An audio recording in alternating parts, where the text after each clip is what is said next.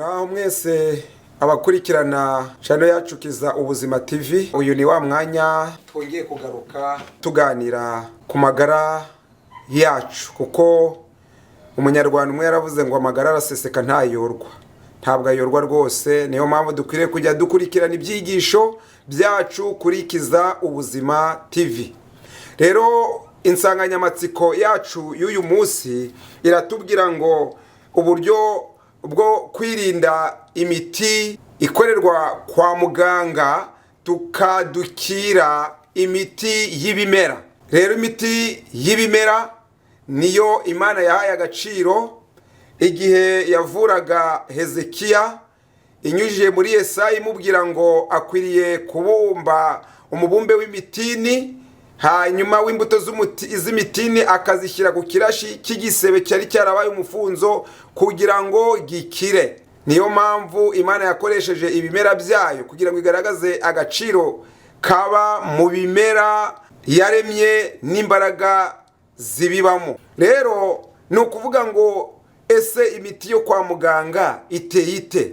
Imiti yo kwa muganga mu by'ukuri irimo icyo bita uburozi, irimo shimi irinda iriya miti cyangwa se biriya binini kugira ngo bibashe kuramba ndetse no kuzica virusi runaka iriho, igakorwamo wa muti kugira ngo igende yice ya indi virusi iri muri uwo mubiri nayisige mwindi.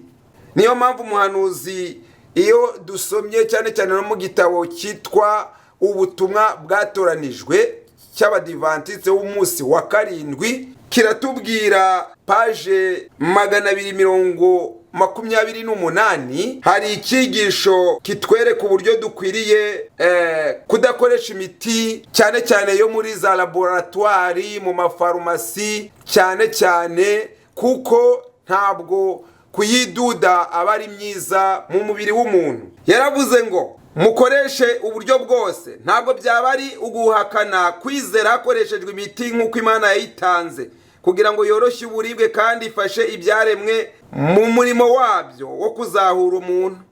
Ku barwayi basaba gusengerwa kugira ngo bakire, gukorana n'Imana no kwifata mu buryo bufasha kuzahuka ntabwo ari uguhakana ukwizera. Imana yashyize mu bushobozi bwacu uburyo bwo kwakira ubumenyi bwerekeye amategeko agenga ubuzima.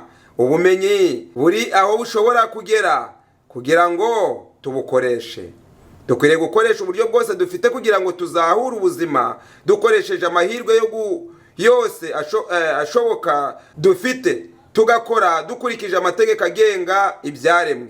Rero niyo mpamvu umuhanuzi avuze ati ibintu byose bitwigisha ko tugomba kugira ubuvuzi cyane. Umuhanuzi ati ibi bintu byose bitwigisha ko tugomba kugira ubushobozi cyane. Ati ngomba kubaha ibitekerezo ufite kubyerekeye kuvurisha imiti yo mu nganda. Nyamara no muri ibi ntabwo iteka ugomba gutuma abarwayi bamenya ko utemerewe imiti ikoreshwa mu nganda batagira ubumenyi buhagije kuri iyi ngingo. Abenshi ngo bakoresha imiti ikorerwa mu nganda kuko batazi ibyerekeranye n'iyi ngingo y'iyi miti. Ariga mu mashuri, yamara kwiga mu mashuri agashyirwa muri farumasi, wagakurikiza amazina yanditse kuri ya miti agaha umurwayi, ariko wayikoze wabazibanga. Umuhanuzi yavuze amagambo akomeye ngo muri icyo gitabo 230 baranditse ngo sinshobora gukora ku miti yabo. Ndamutse ndwaye uko nakwihutira guhamagara umuganga ni nk'uko nahamagara umucamanza mu bandi b'abanyamyuga muri rusange. Ngo guhamagara umuganga ni guhamagara muri rusange kimwe nuko wahamagara abandi banyamyuga muri rusange. Ati sinshobora gukora ku miti yabo batagaragaza icyo yakozwemo, ahubwo ngo bagahitamo kuyiha amazina y'ikilatini. Abaganga benshi bakora imiti, bamara kuyikora bivuga ngo bakayandika amazina y'igifupi atazwi ndetse ngo y'ikilatini. Niyemeje kumenya amazina, hari niba yanditswe mu cyongereza yumvikana y'ikintu cyose gishyizwe mu mubiri wanjye, ngo iba yanditswe mu cyongereza ubuzi ngo umuti ngiye gushyira mu mubiri wanjye wavuye muri iki kimera cyangwa ukozwe gutya, ariko gukoresha imiti utazi icyo yakozwemo hari ingorane ziboneka mu mubiri. Abantu barya imiti irimo uburozi baba batumviye umutimanama wabo kandi bashyira mu kaga imibereho yabo yose isigaye. Hari ibyatsi bitangiza umubiri kandi bikoreshwa bikiza uburwayi bwinshi bugaragara ko bukomeye, nyamara yaba abantu bose bashakaga uko baba abanyabwenge ku byerekeye ibyo umubiri wabo ukeneye ku ndwara. Mu by'ukuri bivuga ngo abantu benshi barya imiti irimo uburozi ikangiriza ndetse yanarangiye, ukawurya niba ari binini bigasigamo virusi. Muzarebe igihe kera niba ibinini bigikoreshwa bya kinini wabiryaga warwaye malariya, hanyuma ya malariya yamara kukuvamo kuko wakoreshe kinini yakuciye intege yakumenaguye n'umutwe, ugasigara urwaye ingaruka za bwa burozi kuko nyine indwara yo yahunze. Ukarangiza niba wakize mu cyumweru kimwe ukarangiza ikindi ukirwaye ubumara bwa ya miti. Niyo mpamvu ngo umuntu akoresheje ibimera agakurikirana neza ku byatsi Imana yaremye ngo bishobora gukiza umubiri hatabaye kwitabaza imbaraga zindi zo kwa muganga. Umuhanuzi yarongeye aravuga ngo none se abaganga bazakomeza kwifashisha imiti isiga ingaruka zica mu mubiri igasenya ubuzima Kristo yaje kuzahura? Uburyo bwo kuvura kwa Kristo busukura umubiri, nyamara Satani yashutse umuntu amutera gushyira mu mubiri we ibice intege. Imikorere y'umubiri w'umuntu bikabuza amahwemo kandi bigasenya uburyo bwiza butunganye bwakozwe n'Imana. Ntabwo imiti irimo uburozi ihabwa abarwayi izahura, ahubwo irangiza. Imiti irimo uburozi ntiyigera ikiza, ahubwo ishyira mu mubiri imbuto zera umusaruro mubi. Imana yatanze ibirwanya uburozi bivura indwara ibishyira mu bimera byoroheje, kandi ibyo bimera bishobora gukoreshwa kubwo kwizera hatabayeho guhakana ukwizera, kubera iyo dukoresheje imigisha yatanzwe n'Imana kubw'inyungu zacu tuba dukorana nayo mu kuvura indwara zikomoka ku burangazi bw'umuntu cyangwa iziza kubw'impanuka. Imana ishobora gukoresha amazi, Imana ishobora gukoresha umucyo w'izuba n'ibyatsi yamejeje. Igihe dusaba gushyira uburyo bwo kuvura yashyizeho ntabwo tuba tugaragaje kutizera. Rero baratubwira ngo ni igihamya gitangaje ko ubushakashatsi mu by'ubuvuzi bwo mu kinyejana cya 20 bwagaragaje ko abaganga bagiye banga cyane myinshi mu miti yakoreshwaga muri icyo gihe iri kuvugwa muri iyi nyandiko. Biragaragara ko umugabane munini w'imiti abaganga bandikiraga abarwayi mu gihe irimo ibikomoka mu bimera, kandi byinshi muri ibyo nta burozi bubirangwamo. Rero nukuvuga ngo mu kinyejana cya 20 abantu baravurwaga bakavurwa n'imiti irimo uburozi. Umuhanuzi yaravuze ngo iyo miti yarimbuye abantu benshi, yaririmwe amoko agera muri 4, arabarimbagura. Nyuma yaho baza guhishurirwa ko iyo miti ari imiti irimo uburozi, ndetse nta wayinywaga, arimo abayinywaga bagapfa, ndetse ngo baje kubishura ko abantu benshi baje gushira biturutse muri ubwo bumara bw'iyo miti. Rero ubu ngubu ngo hari ubuvuzi bugezweho. Ubwo buvuzi bugezweho rero nuko dukoresha imiti ibimera Imana yatanze. Ibyo bimera rero burya ngo ni ubuvuzi bugezweho kandi bugakiza umuntu mu buryo budasigamo ingaruka mu maraso. Niyo mpamvu izi ndwara zabaye akarande. Iyo tuvuze rero kuri iyi ngingo, hari abantu batajya kwikingiza kwa muganga bakavuga bati reka da ntabwo njya kwikingiza, ariko hari igihe biba ngombwa ko habaho kwikingiza kuko nabwo n'ugushishoza mu nkingo. Hari umudogiteri wagaragaje ko ingingo nyinshi ziriho muri iki kinyejana hari zikomoka mu nkende cyangwa se mu ngingo z'abantu. Izo ngingo rero kugira ngo upfe kuzibona ntabwo ari ibintu byoroshye. Rero ibyo tuzabibabwira aho izo nkingo mu dogiteri bagaragaje izo nkingo ziboneka mu nkende, ziboneka mu bice by'imibiri y'abantu, ziboneka ndetse no mu bintu bitemewe. Ibyo biba bisabwa kugira ngo abantu bashishoze neza imiti barimo kurya iva hehe, ikorwa mu biki, kugira ngo umubiri wawe ube mutaraga. Rero tujya tubabwira cyane cyane ngo kwirinda biruta kwivuza. Iyo ugize amagara mazima ugakurikirana imirire n'iminywere yawe, ibyo bintu biguha agaciro ko kurinda ubuzima bwawe umuganga, kuko nawe wari ukwiye kuba dogiteri w'umubiri wawe kuruta kuba gukenera abadogiteri b'ahandi kubwo kurangara urangaye gatoya umubiri wawe ugasenyuka. Rero twababwiraga mu kiganiro cyerekeranye n'uburyo ushobora kwirinda imiti cyane cyane y'ubumara ikorerwa muri za laboratwari, mu mafarumasi, ndetse ugakoresha umuti uzi icyo wakozwemo, ikimera waba warakozwemo, ese izina rihanditse ukabuza icyo risobanura, atari ugupfa gukoresha wa muti. Ni ukuvuga ngo imiti yari yararimbuye abantu mu kinyejana cya 20. Hari umuti witwaga nuxivomica, uyu wari waramaze abantu. Hari undi witwaga Colmer, nawe uyu wari waramaze abantu. Hari undi witwaga opium, nawe uyu wari waramaze abantu. Ko ku bituro uyu muti wabaye nk'uteje ingaruka mu ntekerezo z'abarwayi, ariko mu ntekerezo bivuga ngo uyu muti wari ugiye kwitwara nka kinini, uyu witwa opium. Uyu nawo ngo wawuhabwaga yaravugaguzwaga mu ganya mutongo akaba acecetse gatoya ngo agasinzira. Rero nuxivomica wo ngo izo ngaruka zumvikanaga cyane ku myakura kandi zikagera ku myanya ikoreshwa mu buryo bwose. Mu gihe cy'akanya gato hari aho wiyongeraga ko gukoreshwa cyane kw'imyakura, nyamara iyo mbaraga z'uyu muti zashiraga habagaho kuribwa no kongera kurambarara.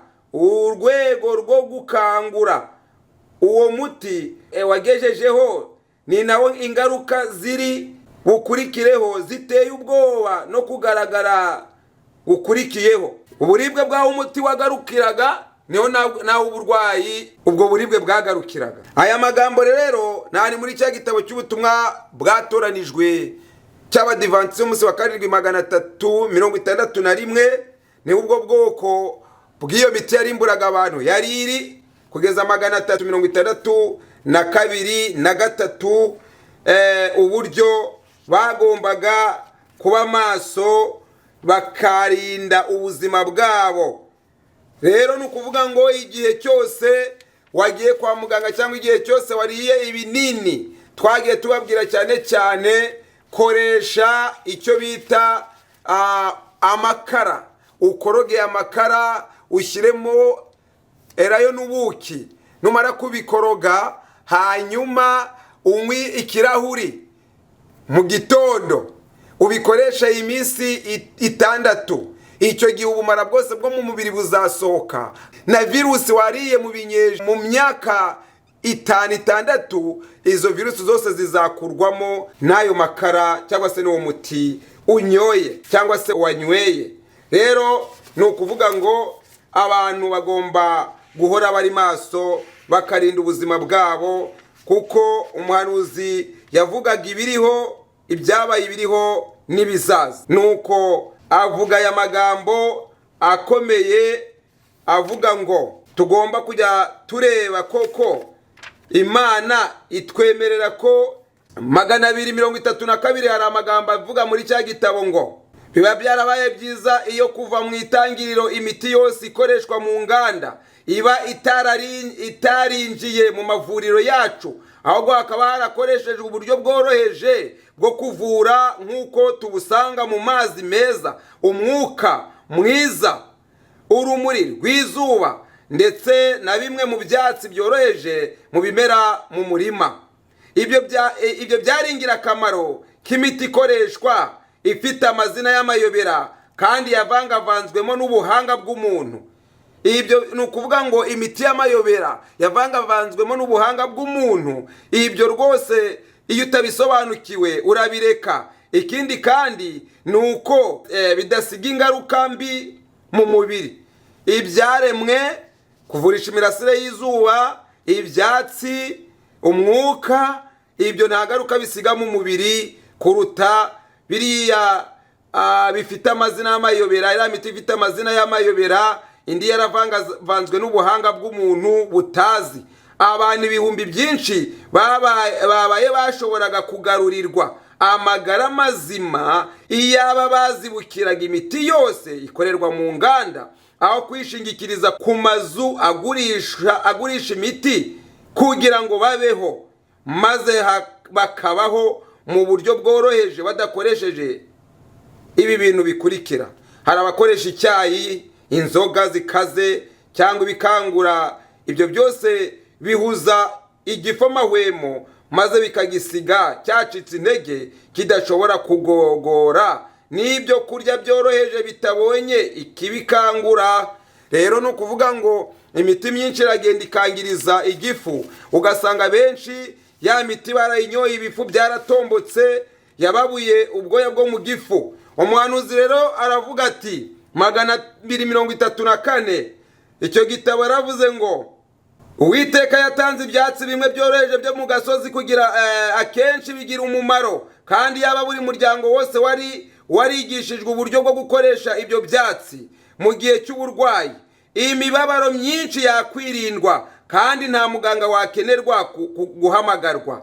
Ibyo byatsi byakoreshwaga kera kandi byoroheje iyo biza kuba byarakoreshejwe mu bushobozi, biba byarakijije abarwayi benshi bapfuye bazize imiti ikorerwa mu nganda.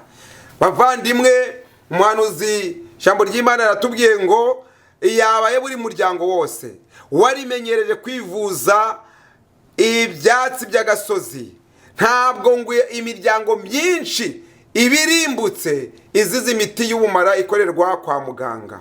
Mureke rero duha agaciro imiti, mureke duha agaciro ubuvuzi kamere Imana yashyizeho. Noneho nitwubaka ubuzima bwacu tukagira amagara mazima tukayakuyakuya, ni ukuri azahagarara nk'uko Imana yayashyizeho. Rero ni ugushishoza igihe imiti dukoresha tutazi icyo yakozwemo, tujye tuba maso kugira ngo tubashe gushishoza. None ibyo ugiye kurya biri muri iyo miti, ubuzi ngo umekingeshe uvuga uti iyi miti ngiye kuyirya yakozwe muri iki kimera, ndabisomye mu Cyongereza. Niba ari imiti ubona yarakozwe mu buryo budafututse, hitamo kuyoboka ya miti y'ibimera Imana yaremye. Rero murakoze, Imana ibahe umugisha. Imana iri kumwe namwe, nimusenga muzasubizwa, nimusabira abarwayi bazakira, nimushaka ibyatsi Imana yaremye mukabivuza uko cyaba kimeze kose, kimwe gishobora kuvura umuntu kandi agakira. Rero muzagira amagara mazima. Kandi twabonye ko umurwayi urya ajya kuvurwa abasirikare ari uko bamanjije gupfa bishwe n'iki no kurya nabi. Rero turinde ibiganza byacu kugira ngo bijye kujya bikundwa no gukorwaho n'abaganga, guhamagarira abaganga buri kanya, ahubwo dushaka umuganga ari we uboneka mu bimera bibisi, mu byo kurya, mu mbuto, mu mboga. Ibyo bizadukiza tugira amagara mazima. Imana ibafashe, iduhe guhora tujya tuvurwa dukoresheje, ntabwo ari abandi bazatuvura, ahubwo nitwe tuzajya twivura dukoresheje ibyo bimera. Umwami ababane kandi akomeze kubaha imbaraga mu izina rya Yesu umwami wacu. Yesu ati nimuboni intambara n'ibyorezo, ubwumvikane bubuze kuba tuyisi, muzamenye ko ari cyo gihe cyo kugaruka ku mwana w'umuntu.